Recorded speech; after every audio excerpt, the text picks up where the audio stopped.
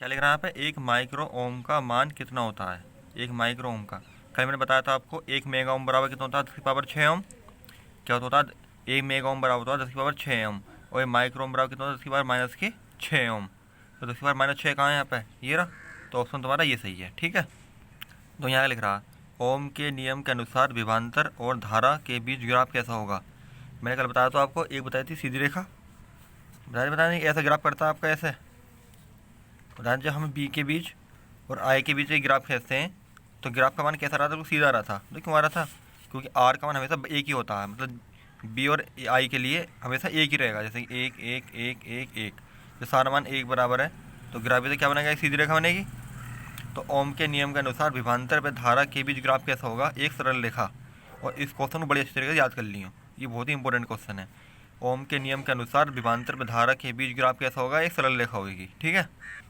जिस सवाल में कह रहा है वो, एक इलेक्ट्रॉन वोल्ट तुल्य है, एक इलेक्ट्रॉन वोल्ट तुल्य है। ऑप्शन देखो क्या, ऑप्शन में जूल में आ रहे हैं, जूल में ऑप्शन सारे कह रहे हैं जूल में, यानी ये क्या हमारा कार्य है, कार्य है, क्या चीज़ है ये कार्य है। तो कार्य बराबर क्या होता है आपका, विभवांतर गुणा आवेश। विभवांतर कितना आपका एक, और आवेश कितना आपका एक इलेक्ट्रॉन। तो एक गुणा इलेक्ट्रॉन मान कितना होता है, आपके इलेक्ट्रॉन मान कितना, 1.6 गुणा 10⁻⁻19। तो कार्य कितना होगा आपके पास, 1.6 गुणा 10⁻⁻19 जूल। आगे समझ में, यानी एक इलेक्ट्रॉन किसके बराबर है, 1.6 गुणा 10⁻⁻19 जूल के। क्योंकि ये क्या ऊर्जा कार्य देखो, एक इलेक्ट्रॉन वोल्ट, यानी एक इलेक्ट्रॉन गुणा वोल्ट, और एक इलेक्ट्रॉन गुणा वोल्ट ऑटोमेटिक भी कार्य बनना, ठीक है। पढ़ो फिर से में क्या लिख रहा, 1.5 वोल्ट के एक सेल का आंतरिक प्रतिरोध 0.5 ओम है। यानी कितना प्रतिरोध है आपका, प्रतिरोध यानी आर कितनी आपकी 0.5 ओम, और वोल्टेज कितना आपका बी। देखो ये आपका वो कितना, आंतरिक प्रतिरोध कितना आपका 0.5, और आंतरिक प्रतिरोध इंडिकेट करते हैं छोटे आर से। कितना आपका आंतरिक प्रतिरोध 0.5 ओम, आपका वोल्ट कितना 1.5 वोल्ट। निकालना क्या, धारा निकालनी है आई, यानी धारा आई हमें निकालनी है। फॉर्मूला क्या होता है आपका, तो आई बराबर ई अपॉन आर। ई क्या है यहाँ पे, वोल्टेज, वोल्टेज कितना आपका 1.5, और आर क्या है यहाँ पे, प्रतिरोध, प्रतिरोध कितना आपका 0.5। तो आई बराबर इसे क्या हो जाएगा 3 बार, धारा कितनी निकल गई आपकी 3 एम्पीयर की। फॉर्मूला वही है आपका, बी बराबर वो आर बराबर बी अपॉन आई वाला फॉर्मूला गया, ठीक है। यानी आई यहाँ चला जाएगा तो बी नीचे आ जाएगा, यानी बी अपॉन आर। लेकिन यहाँ पे छोटा आर माना है ना, आंतरिक प्रतिरोध, यदि भारी प्रतिरोध कहता तो हम बड़ा आर मानते, और आंतरिक प्रतिरोध कह रहा है ना तो छोटा आर मानते हैं, है ना। दिक्कत कुछ नहीं है, मतलब आर के लिए छोटा रखना है बस। और आपका वोल्टेज कितना आपका, ये रहा वोल्टेज 1.5, और प्रतिरोध कितना आपका 0.5। तो 0.5 की 1.5 में भाग दे दो, कितने बार जाएगा आपका 3 बार। तो आपकी धारा कितनी निकल गई आपकी 3 एम्पियर, ठीक है। देखो ये प्रश्न पेपर सवाल आया हुआ है, प्रश्न है यहाँ लिख रहा है, विभवांतर और धारा में संबंध ज्ञात करो। क्या है प्रश्न, प्रश्न पेपर में आया हुआ है। इसमें क्या पूछ रहा है वो, विभवांतर और धारा में संबंध पूछ रहा है। हमने आपके ने ओम के नियम पढ़ा था, ओम के नियम क्या बता रहा था वो, आर बराबर बी अपॉन आई, बोला था ना, बोला था उनने। तो आर बराबर बी अपॉन आई में विभवांतर ही रहा आपका, और धारा ये रही आपकी, दोनों में संबंध है नहीं है, तो आपका संबंध निकल गया विभवांतर और धारा में। यदि पूछता प्रतिरोध और विभवांतर में संबंध तो भी ये लिखा जाएगा, यदि बोलता प्रतिरोध और धारा में संबंध तो भी ये लिखा जाएगा, ठीक है। अब हमने क्या बोला, विभवांतर और धारा में संबंध बोला, विभवांतर और धारा में तो संबंध भी आ गया। आगे समझ में, अब देखते हैं अगले सवाल की ओर। प्रश्न पढ़ो, यहाँ लिख रहा है आपका 20 ओम, 24 ओम तथा 30 ओम वाले प्रतिरोध वाले 3 तार हैं हमारे पास। यानी एक कितना 20 ओम का, एक कितना 24 ओम का, एक कितना 30 ओम का। पहले किस क्रम में जोड़ना है, इसको श्रेणी क्रम में जोड़ना। यानी पहले इसको किस क्रम में जोड़ना, आपका श्रेणी क्रम में जोड़ना। तो देखो हम जोड़ते हैं श्रेणी क्रम में। ये 20 का हो गया, ये आपका 24 का हो गया, ये आपका 30 का हो गया। यानी ये कितना आपका 20 ओम, ये कितना आपका 24 ओम, ये कितना आपका 30 ओम। और श्रेणी क्रम में कैसे जोड़ते हैं आपके, या देखो ये आपका R1 है, ये आपका R2 है, ये आपका R3 है। क्या जोड़ते हैं श्रेणी क्रम में, फॉर्मूला क्या, R बराबर R1 plus R2 plus R3। तो कितना R1 है आपका 20, और R2 कितनी आपकी 24 और R3 कितनी आपकी 30। जोड़ लो इनको, 20 30 50, 50 और 24 74। तो श्रेणी क्रम में जोड़ने में कितना निकल गया तुल्य प्रतिरोध आपका 74। अब देखो श्रेणी क्रम में एक बात बताई थी मैंने आपकी अभी, मैंने परसों कल, यानी श्रेणी क्रम में धारा एक समान भेगी। देखो श्रेणी क्रम धारा एक समान होती है, विभवांतर अलग अलग होता है। अब कौन से क्रम में जोड़ना है इसको? समांतर क्रम में। तो समांतर क्रम में क्या जोड़ते हैं? बिंदु तो एक ही रहेगा, बिंदु तो आपका एक ही रहेगा, यानी समांतर क्रम में एक ही बिंदु से तीनों को जोड़ना और श्रेणी क्रम में अलग अलग बिंदु पर जोड़ना। तो एक ही बिंदु तीनों जोड़ दिया मैंने, यानी ये कितना आपका R1 20 ओम, R2 कितना रहा आपका 24 ओम और R3 कितना रहा आपका 30 ओम। कौन से क्रम में जोड़ना आपका? समांतर क्रम में। समांतर क्रम में क्या जोड़ते हैं? 1/R बराबर 1/R1 plus 1/R2 plus 1/R3। तो 1/R, R1 कितना आपका 20 ओम और R2 कितना आपका 24 और R3 कितना आपका 30। तो 1/R 20 24 30 का एलसीएम ले लो, 20 24 और 30 का ले लो एलसीएम। तो ये आपका आएगा एलसीएम लेने के बाद 120 ले लेना एलसीएम। कितना है? 120। 20 से 120 के बार जाएगा आपका 6 बार, 24 से 120 के बार जाएगा आपका 5 बार और 30 से 120 के बार जाएगा आपका 4 बार। तो 1/R बराबर 6 4 10 5 15/120। तिरछी गुणा कर लो तो 15R बराबर 120। तो R बराबर 120/15। 15 से 120 के बार जाएगा आपका 8 बार। तो R बराबर कितना निकल गया आपका 8 ओम। यानी समांतर श्रेणी क्रम में जोड़ने कितना आ रहा 74 ओम, समांतर क्रम में जोड़ने कितना आ रहा 8 ओम। इससे क्या इंडिकेशन हुआ कि यदि हम किसी प्रतिरोध को समांतर क्रम में जोड़ते हैं तो हमारे पास कुल प्रतिरोध कितना होगा? कम होगा। यदि श्रेणी क्रम में जोड़ते हैं तो कुल प्रतिरोध हमारा अधिक होगा। तो हमने पूछा है कि न्यूनतम प्रतिरोध ज्ञात करो। तो न्यूनतम प्रतिरोध ज्ञात करने के लिए किस क्रम में जोड़ेंगे हम परिपथ को? समांतर क्रम में। और अधिकतम ज्ञात करने के लिए किस में जोड़ेंगे हम? श्रेणी क्रम में। ये भी बात ध्यान रखिए। यदि मैं न्यूनतम ज्ञात करना हो तो किस में जोड़ेंगे हम? समांतर में। यदि मैं अधिकतम ज्ञात करना हो तो किस में जोड़ेंगे हम? श्रेणी में। तो इसके ऊपर ये भी सवाल कराऊंगा जस्ट, ठीक है? वो सवाल समझ लेना आप, अच्छी तरह सवाल समझ में आ जाएगा। अब देखो इस प्रश्न में यहाँ क्या लिख रहा, दो प्रतिरोधों के मान क्रम से 6 ओम व 3 ओम हैं। इनके संयोजन से बनने वाले अधिकतम व न्यूनतम प्रतिरोधों की गणना करो। तो हमारे पास क्या ओम है? हमारे पास क्या प्रतिरोध? 2 प्रतिरोध हैं, यानी ये 6 ओम का एक 3 ओम का, यानी कितना आपका R1 6 ओम, R2 कितना आपका 3 ओम। क्या निकालना पहले? अधिकतम। और मैंने आपको क्या बताया था अधिकतम के लिए भी थोड़ी देर पहले? किस में जोड़ते हैं? श्रेणी क्रम में।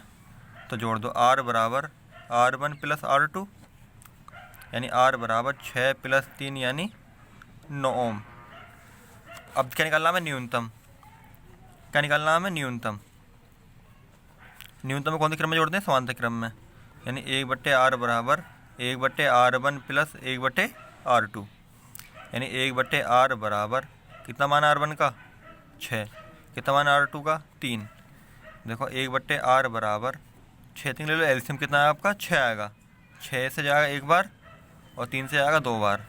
तो 1/R बराबर 3/6, 3 एकम 3, 3 दूनी 6, यानी इसी तिरछी गुणा कर लो तो R बराबर 2 एकम 2। तो कितना के लिए तुल्य प्रतिरोध हमारा 2 ओम। यानी न्यूनतम किस क्रम में जोड़ेंगे हम? न्यूनतम के लिए किस क्रम में जोड़ेंगे? समांतर क्रम में। और अधिकतम के लिए किस क्रम में जोड़ेंगे हम? श्रेणी क्रम में। और देखो मान में निकल के आ गया तुम्हारे, ठीक है? अब देखते हैं अगले सवाल की ओर, ठीक है? देखो इस प्रश्न में हमें निकालना A और B के बीच में तुल्य प्रतिरोध ज्ञात करो। तुम्हें क्या ज्ञात करना? A और B के बीच के तुल्य प्रतिरोध ज्ञात करना। किसमें? A और B के बीच में। तो आपका A ये रहा और B ये रहा। तो A और B के बीच में क्या आ रहे हैं? आपका ये भी आ रहा, ये भी आ रहा, ये भी आ रहा।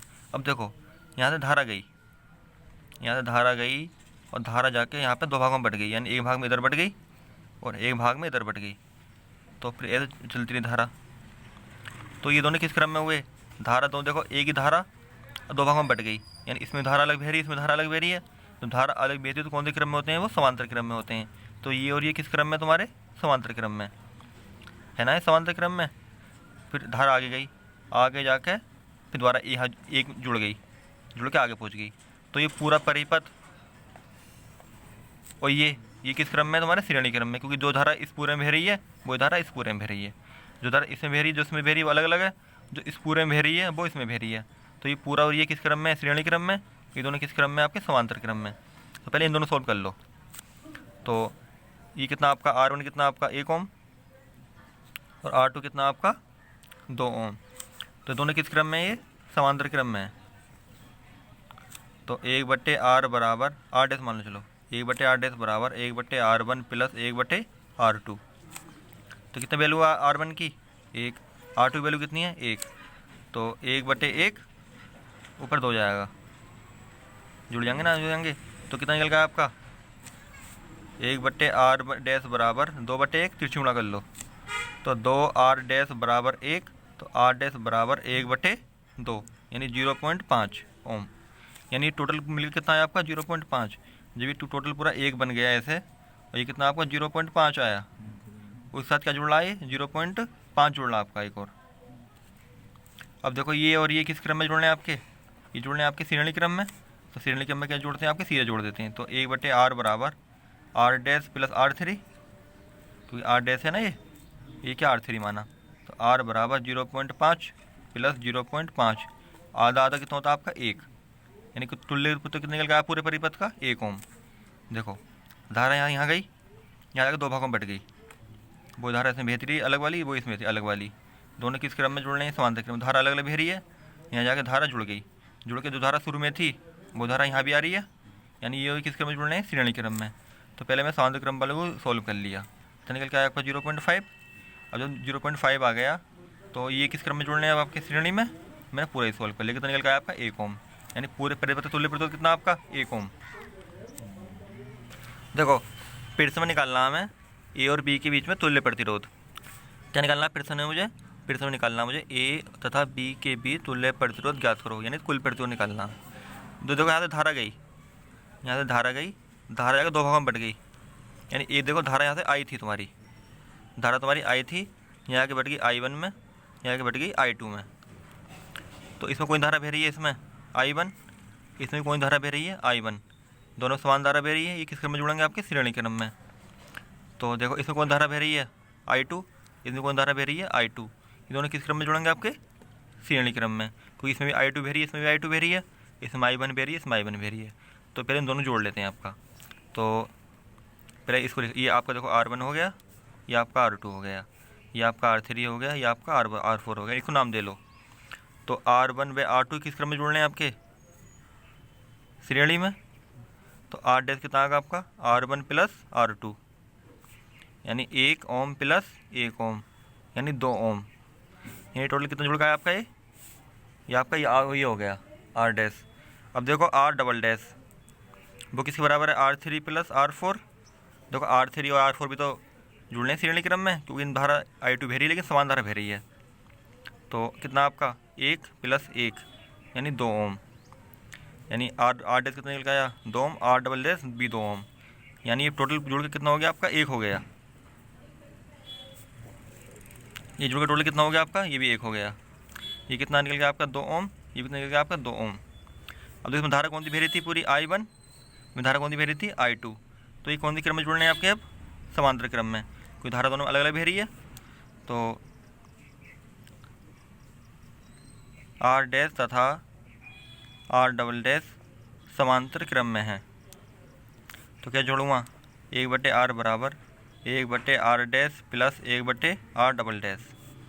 तो 1/R बराबर कितना है इसकी वैल्यू 2, इसकी वैल्यू कितनी है 2, तो एलसीएम ले लो 2, 1 को प्लस 1 यानी 2/2, 2 से 2 कट गया एक बार, तो निकल गया आपका R का मान 1 निकल आया 1 ओम। यानी कहने मतलब क्या था मेरा, धारा गई I1, इसमें भी I1 बह रही है और इसमें भी I1 बह रही है, इसमें I2 बह रही है, इसमें भी I2 बह रही है। इन दोनों में धारा I1 बह रही है, तो दोनों कौन सी क्रम में होंगे आपके श्रेणी क्रम में, क्योंकि समान धारा जो बहती है श्रेणी क्रम में बहती है। ये दोनों कौन से क्रम में होंगे आपके श्रेणी क्रम में, समान धारा बहती है श्रेणी क्रम में होती है। तो पहले श्रेणी क्रम सोल्व कर लिया हमने, ये आ गया, श्रेणी क्रम को सोल्व कर लिया, ये आ गया। अभी दोनों किस क्रम में जुड़ने हैं आपके समांतर क्रम में, क्योंकि इसमें धारा I1 बह रही है, इसमें धारा I2 बह रही है, अलग अलग धारा बह रही है। तो धारा अलग अलग बहती है, कौन सी क्रम होता है आपका समांतर क्रम होता है। तो मैंने जोड़ का पूरा तुल्य प्रतिरोध निकाल लिया।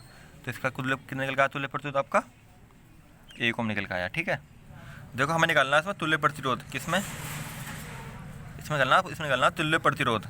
देखो यहाँ धारा आई तुम्हारी, धारा यहाँ पे तुम्हारी पहले शुरू में आई, यहाँ जाके I1 बन गई, यहाँ जाके I2 बन गई। तो इसमें धारा कौन सी बह रही है? I2। इसमें धारा कौन सी बह रही है? I2। इसमें धारा कौन सी बह रही है तुम्हारी? I2। और इसमें धारा कौन सी बह रही है? I1। बाद में दोनों धारा जुड़ के दोबारा से I हो गई। तो धारा इसमें कौन सी बह रही है? तीनों में I2 बह रही है, तो समान धारा बह रही है। तो तीनों कौन से क्रम में होंगे? श्रेणी क्रम में। तो नाम दे लो R1, R2, R3, R4।